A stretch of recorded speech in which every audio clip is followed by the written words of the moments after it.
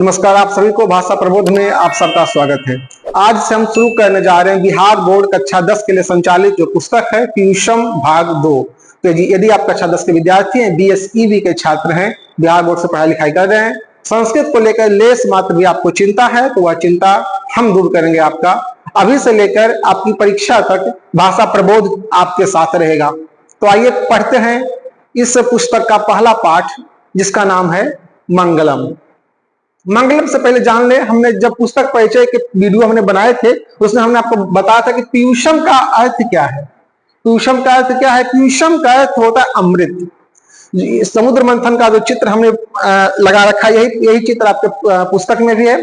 समुद्र मंथन का जो चित्र है, समुद्र मंथन से जो 14 रत्न निकले उनमें जो सबसे महत्वपूर्ण था, या यूं कहें कि जिसके लिए समुद्र मंथन किया गया था, वह ही था अमृत कलश, है ना। इस अमृत कलश के लिए ही समुद्र मंथन किया गया था, अमृत कलश प्राप्त हुआ। और वही अमृत पीयूषम, वही अमृत का जो रूप है, जो सुभाषित के रूप में, कहानी के रूप में, जो संस्कृत का पूरा सार है आपकी इस पुस्तक में। कहने का मतलब है संस्कृत का जो अमृत है इस पुस्तक में डाल दिया गया है। हम लोग उसी अमृत का पान करने वाले हैं। और पीयूषम का एक अर्थ और भी होता है। पीयूषम का एक अर्थ होता है जो गाय जब बछड़े को जन्म देती है, उसका जो पहला दूध निकलता है, आपके यहाँ उसे क्या बोलते हैं मैं तो नहीं जानता, लेकिन हमारे उसे फेनुस बोला जाता है।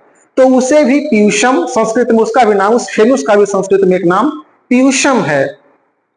तो इसका प्रथमा पाठ अस्ति पीयूषम पुस्तकस्य मंगलम। तो आइए हम और आप साथ में पढ़ते हैं इस पाठ को, मंगलम।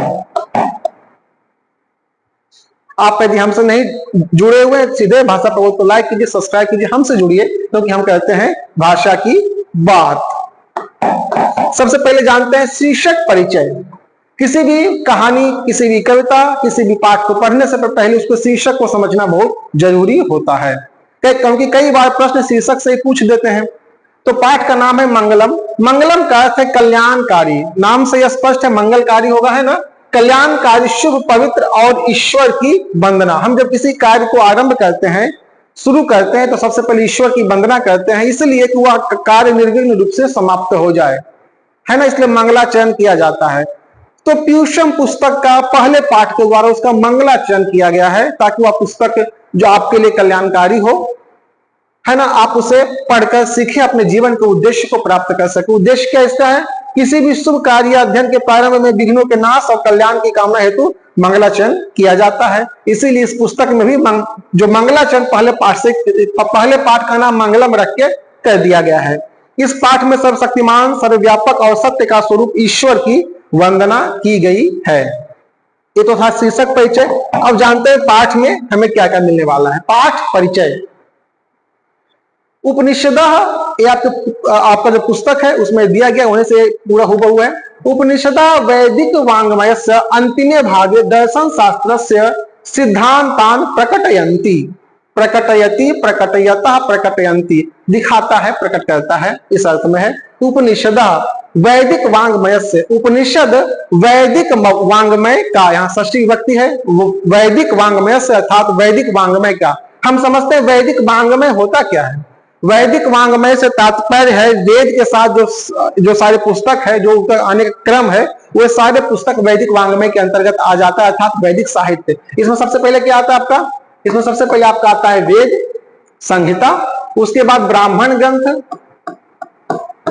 उसके बाद ब्राह्मण ग्रंथ, उसके बाद आरण्यक, और सबसे अंत में उपनिषद।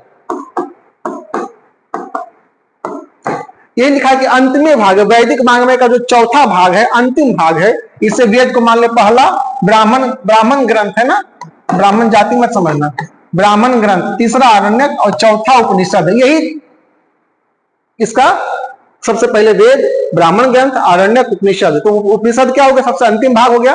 इसीलिए इसे वेदांत भी कहा जाता है। आपसे प्रश्न पूछ सकता है कि उपनिषद को वेदांत क्यों कहते हैं। उपनिषद को वेदांत इसलिए कहते हैं क्योंकि वह वेद का सबसे अंतिम पड़ाव है, अंतिम भाग है। वही अंतिम भाग का जो सिद्धांत है उसे प्रकट करता है कौन? जो उपनिषद है ना।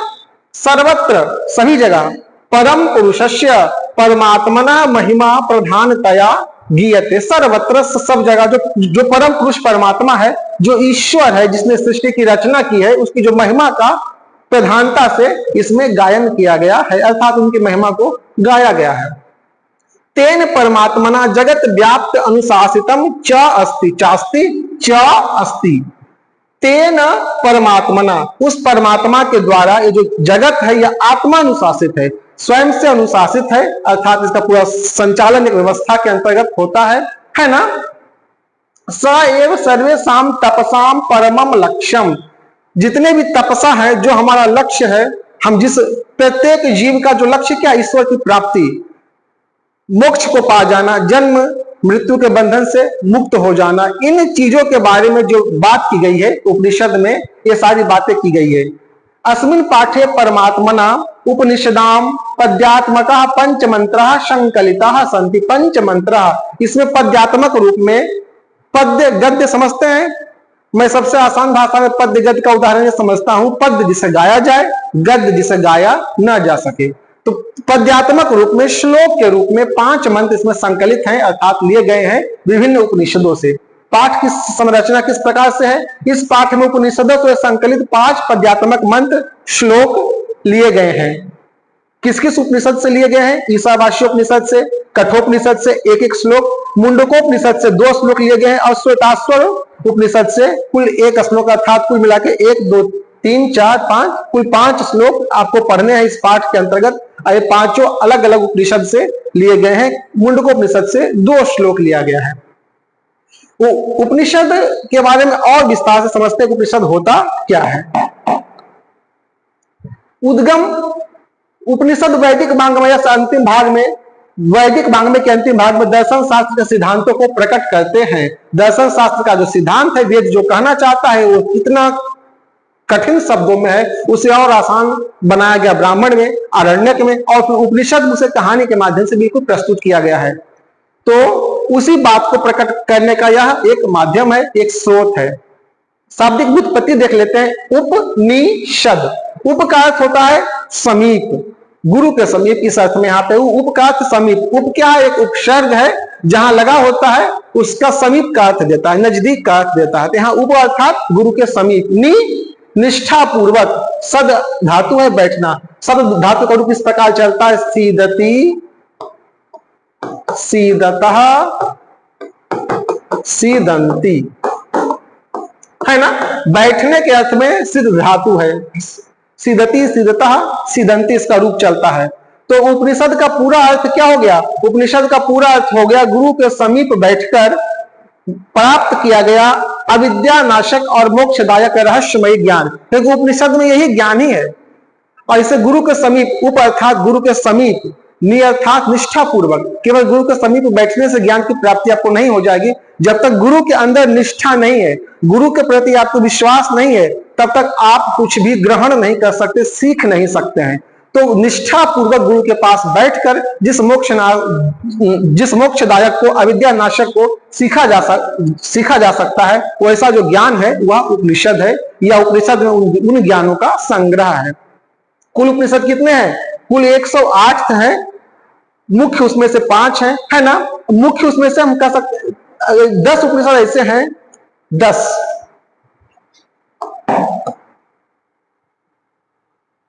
10 उपनिषद जो हैं ऐसे हैं जिसपे शंकराचार्य जी ने भाष्य लिखा है। 10 उपनिषद कुल ऐसे हैं। वे कौन कौन से उपनिषद है, ईश, केन, कठ, प्रश्न, मुंड, मांडूक्य के 13, कितने हो गए, 1, 2, 3, 4, 5, 6, 7, और ऐतरेयम, छांदोग्यम, बृहदारण्यकम, दशा। ये 10 उपनिषद ऐसे हैं जिसमें शंकराचार्य जी ने भाष्य लिखे हैं। यही अभी वर्तमान में उपलब्ध हैं। ऐसे कुल उपनिषद की संख्या कितनी है, 108। मुख्य विषय कौन कौन से उपनिषद में है, परम पुरुष परमात्मा की महिमा का गान तथा आत्मज्ञान की प्राप्ति इससे होती है। विशेष तथ्य श्रीमद् भगवत गीता को उपनिषदों का सार कहा गया है। जो सारभूत ज्ञान श्रीमद् भगवत गीता में है, उपनिषदों का ही संग्रहण है, अर्थात उसी का निचोड़ हम कह सकते हैं, है ना। तो क्या कहा गया, उसे सार या अमृत माना गया है। आइए अब चलते हैं, या तो था शीर्षक परिचय और पाठ परिचय। अब आते हैं पहले श्लोक पे, समझते हैं पहला श्लोक। आइए पहले साथ में पढ़ना सीखते हैं। संस्कृत में चीजों को समझने से पहले उसका शुद्ध उच्चारण आना बहुत ही जरूरी है। तो आइए किस प्रकार पढ़ते हैं इसे, आप भी साथ में पढ़ सकते हैं।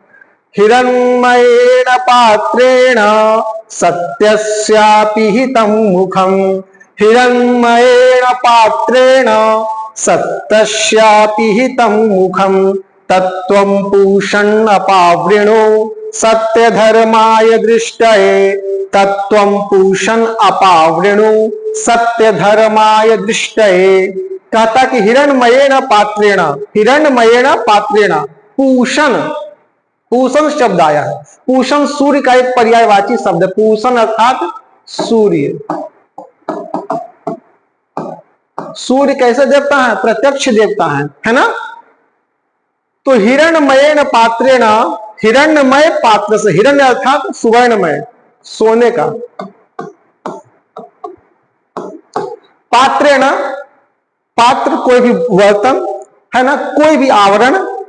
हिरण्मयेन पात्रेण सत्यस्यापिहितं मुखम, सत्यस्य अपिहितम, सत्य मतलब सत्य जो वास्तविक सत्य है। अपिहितम का मतलब होता है ढका होना, आच्छादित होना, ढका हुआ होना, अपिहितम।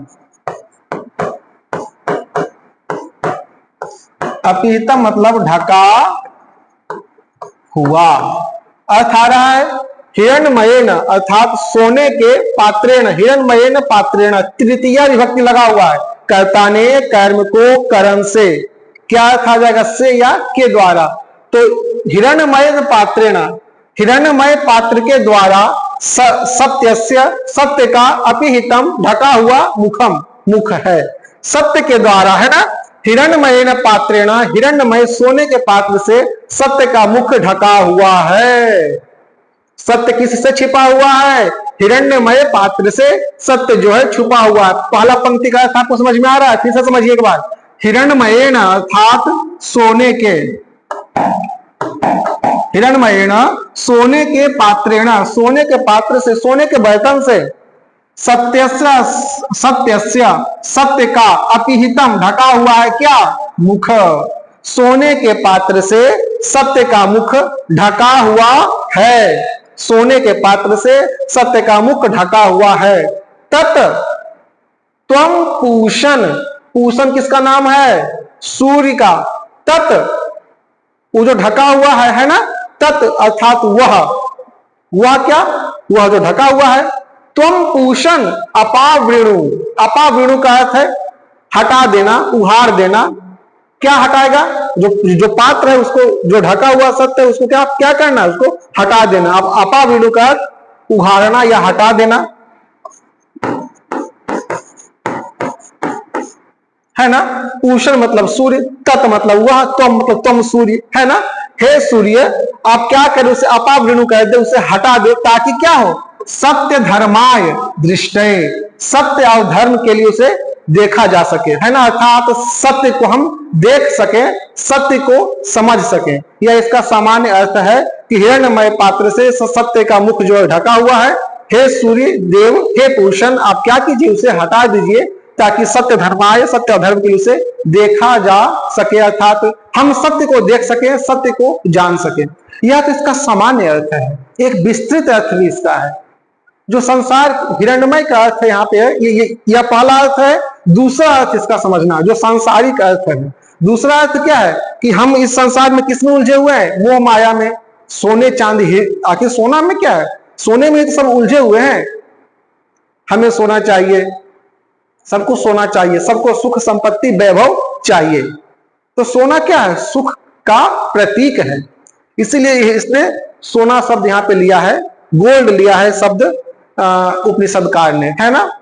कहा कि हम जिस मोह माया, जिस संसार में उलझे हुए हैं और जिस आवरण के कारण, ढके होने के कारण, हम जो असली सत्य है, जो इस संसार के बाद का है, जो ईश्वर है, हम उसे देख ही नहीं पा रहे हैं, है ना। हम छोटे छोटे चीजों को, कोई मेरा थोड़ा सा सहायता कर देता है, हम उसे क्या कहते हैं? धन्यवाद बोलते हैं।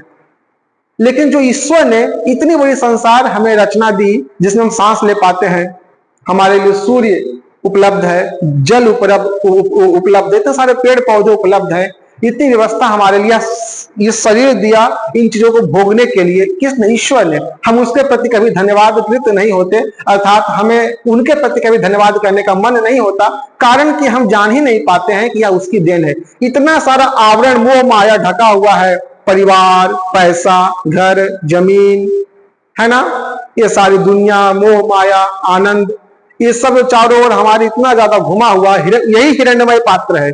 इसी से हम ढके हुए हैं और हम केवल अपने में उलझे हुए हैं, यही आनंद में उलझे हुए हैं। उसके पार जो है उसे हम देख ही नहीं पा रहे हैं, है ना। तो उसके पार देखने के लिए क्या होगा? जब उसको हटाना पड़ेगा। सत्य धर्मादिष्ट है, तो हे सूर्य देवता, आप उस आवरण को हटा दें ताकि हम उस चीज को, सत्य को देख सकें। ठीक है, ईसा वाशुपनिषद का यह 15वां श्लोक है। अन्वय है, अन्वय भी आता है एग्जाम्स में, अन्वय आप लिख के रखेंगे, अन्वय आपके पुस्तक में भी है, वहीं से यह अन्वय लिया गया है कि हे पूषण। अन्वय क्या है? अन्वय में हम जो श्लोक में जो सारे शब्द इधर उधर हैं, हम अन्वय उसे अरेंज करते हैं अर्थ के अनुसार, बस, है ना। तो हे पूषण, सत्य सम्मुखम हिरण्मय पात्र अपिहितम वर्तते तत् सत्य धर्माय दिष्टये अपावृणु, अर्थात उसे हटा दीजिए। देखिए, यह इसका हिंदी भावार्थ है कि हे सूर्यदेव, सत्य का द्वार, सत्य का दरवाजा सोने के जैसे चमकीले आवरण से ढका हुआ है, इसीलिए सत्य और धर्म का ज्ञान प्राप्त करने हेतु तथा परमात्मा के प्रत्यक्ष दर्शन के लिए उस मोह माया रूपी आवरण को, मोह माया रूपी जो आवरण है उसे हटा दें, है ना। यह चित्र हमने आपके लिए तैयार किया है। इस जो यह सुवर्ण रूपी जो है, इसी में उलझे हुआ है यह बालक, सूर्य को अर्थात असली सत्य को देख नहीं पा रहा है। हमें लगता है कि इतना सा ही है संसार, है ना। जब हम जो कुएं का मेढक होता है, वो जब कुएं में होता है उसे लगता है कि यही सबसे बड़ा संसार है। जो किसी वजह से बाल्टी में आ गया, बाहर निकलता है, उसे लगता है बाप रे, इतना बड़ा संसार है ना। तो हम सभी उसी में उलझे हुए हैं, छोटी मोटी जो हमारी सांसारिक वस्तुएं हैं, भोग विलास है, उसमें उलझे हुए हैं और हम असली सत्य को नहीं देख पा रहे हैं। उसी सत्य को देखने के लिए इस श्लोक में, इस संहिता के श्लोक में प्रार्थना किया जा रहा है। चलिए आगे हिंदी भावार्थ हो गया। शब्दार्थ बहुत ही इंपॉर्टेंट है, शब्दार्थ एकदम इसको समझ के रखिए, याद रखिए शब्दार्थ, क्योंकि आपको शब्दार्थ याद रहेगा तो अर्थ आप स्वयं निकाल सकेंगे, है ना। पूषण, पूषण संबोधन किसके लिए? सूर्य के लिए। सत्यस्य, ऋतस्य, ये पर्यायवाची शब्द आपस में है। सत्य का मुखम, आस्यम, द्वारम, मुख या द्वार, हिरण्मयेन, सुवर्णमयेन, सोने के जैसे ज्योतिर्मय पात्र से, है ना, बर्तन से, पात्रेण, आवरणेन, आवरण से, ढक्कन से, अपिहितम, आच्छादितम, ढका हुआ है, तत्, तद, उस आवरण को, है ना।